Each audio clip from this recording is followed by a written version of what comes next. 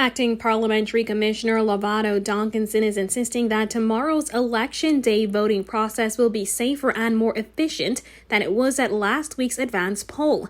However, he noted that given the issues related to the COVID-19 pandemic, the team may face some unforeseen challenges. Duncanson spoke to the media following a tour of a polling station at A.F. Adderley Junior High School on Wednesday. We are aware that adjustments throughout this entire process has been mandatory.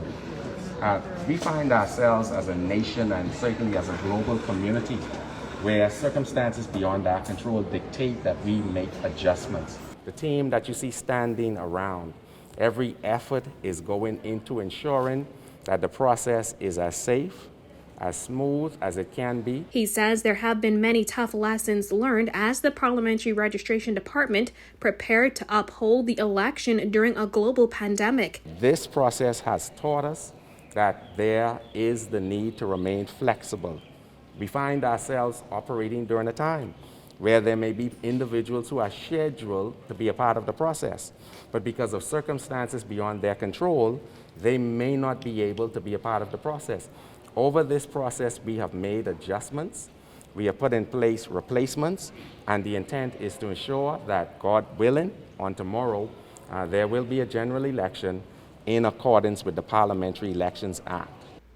The acting parliamentary commissioner says his team has also done all it can to avoid what happened at last week's chaotic advance poll. The slow-moving voting process, large crowds, and excessive heat had tensions running high at several polling stations on New Providence. Duncanson says they took note and insists a number of adjustments have been made, including plans to have waiting areas for the elderly and disabled where they can sit comfortably while waiting to cast their votes. We also, at this particular time, have a meeting scheduled for 11 a.m. with a team of persons who are scheduled to man that particular area on each of the locations where those accommodations would be made.